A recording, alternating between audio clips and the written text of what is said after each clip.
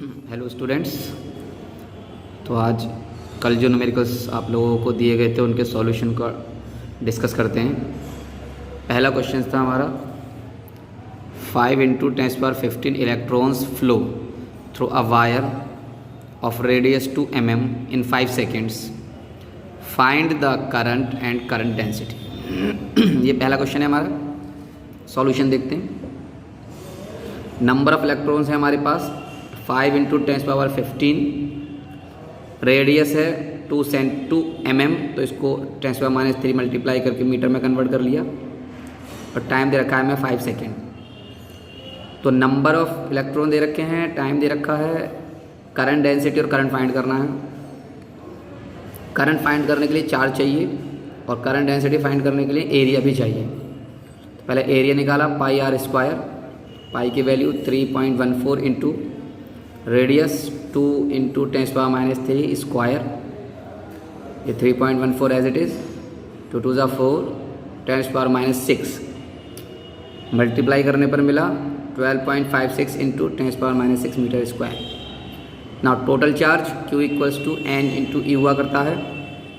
N की value question में है 5 × 10⁻15, E की वैल्यू 1.6 10⁻19, उनको मल्टीप्लाई करने पर मिला 8 × 10⁻⁴ कूलम। तो ये चार्ज आ गया। Now current I = Q/T, put the value of Q 8 × 10⁻⁴, divide by time 5 second. After dividing we get 1.6 × 10⁻⁴ ampere.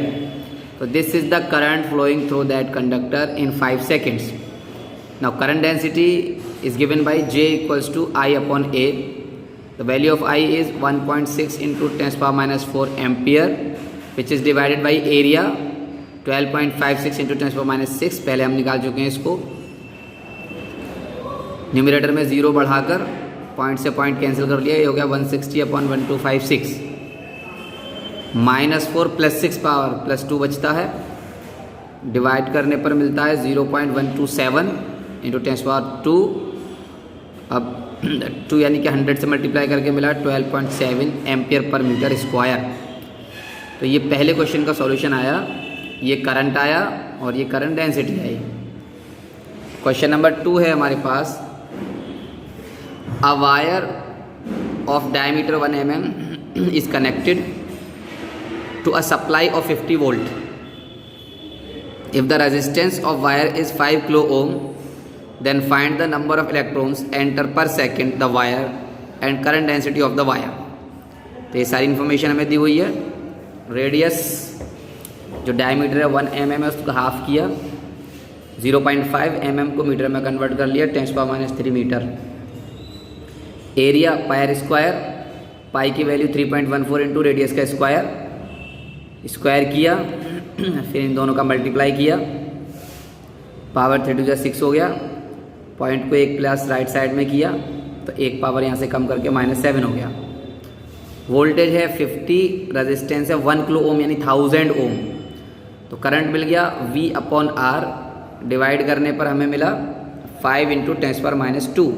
ये जो 100 था इसको ऊपर लेकर गए तो -2 पावर बना दिया।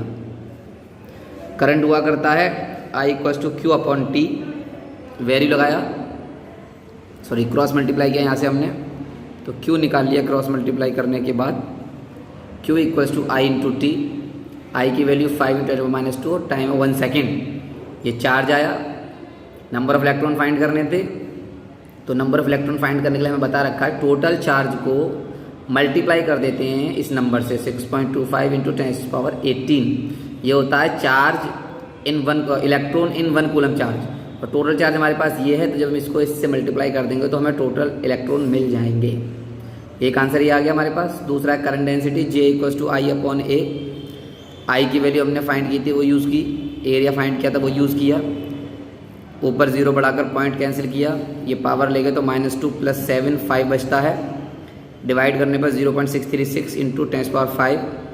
एक पॉइंट इधर किया, अब पावर को यहाँ माइनस किया, 4 रह गया। ये करंट डेंसिटी आ गया। ये सेकंड क्वेश्चन हो गया हमारा। क्वेश्चन नंबर 3 है, a nichrome wire of length 5 meter and diameter 2 centimeter has a resistance of 10 ohm, calculate the resistivity of material. एक नाइक्रोम वायर 5 मीटर लेंथ है, इसका रेजिस्टेंस 10 ओम है, डायमीटर 2 सेंटीमीटर, इसकी हमें रेजिस्टिविटी फाइंड करनी है। तो इसके लिए इन्फॉर्मेशन को लिखा, एल है 5 मीटर, रेडियस 1 सेंटीमीटर को मीटर में लिख लिया, 10⁻² से मल्टीप्लाई करके, और रेजिस्टेंस इसका 10 ओम। तो रेजिस्टिविटी का फॉर्मूला होता है ρ = RA/L। आर की वैल्यू, ए का मतलब area of cross section πr², L 5 है, 5 2 = 10, पाई 3.14, रेडियस ये है हमारे पास, स्क्वायर करने पर ये आंसर आ जाता है। क्वेश्चन नंबर 3 है हमारे पास कि एक वायर है जिसकी लेंथ 10 मीटर है, जिसका डायमीटर है 1 सेंटीमीटर। तो find the resistance of a wire of length 10 metre and diameter 1 centimetre. The resistivity of the material wire is 1.6 × 10⁻⁸ ohm metre. ये गिवन है हमारे पास। वायर की लेंथ, डायमीटर को 2 से डिवाइड करके और -2 से मल्टीप्लाई करके इसको किस में बदल दिया हमने, यूनिट को मीटर में बदल दिया और डायमीटर को रेडियस में बदल दिया। एरिया πr² हो गया, पाई की वैल्यू लगाया, रेडियस की वैल्यू लगा के स्क्वायर किया, मल्टीप्लाई किया, एरिया आ गया। रेजिस्टेंस हुआ करता ρL/A। रो की वैल्यू ये दे रखी है, लेंथ 10 और एरिया सबको कैलकुलेट किया हमने, कैलकुलेशन ये सामने हो रहा है तुम लोगों के, और ये आंसर आ गया इसका। लास्ट क्वेश्चन है हमारे पास, a potential difference of 10 volt is applied across a conductor of resistance 1 kilo ohm. Find the number of electrons flowing through the conductor in 5 minutes. If the radius of the cross section of conductor is 2 centimeter, then also find the current density.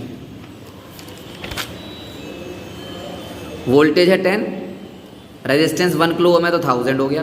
पहले current find किया V/R, V की value R की value cancel कर लिया, 1/100 यानी 10⁻² ampere आ गया। Time minute में था, 60 से मल्टीप्लाई करके सेकंड हो गया।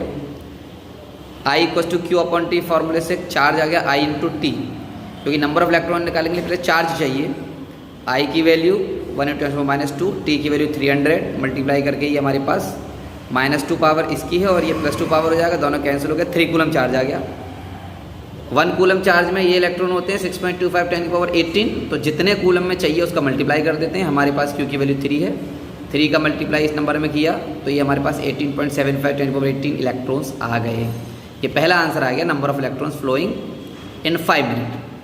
अब आता है current density which equals to J = I/A πr²।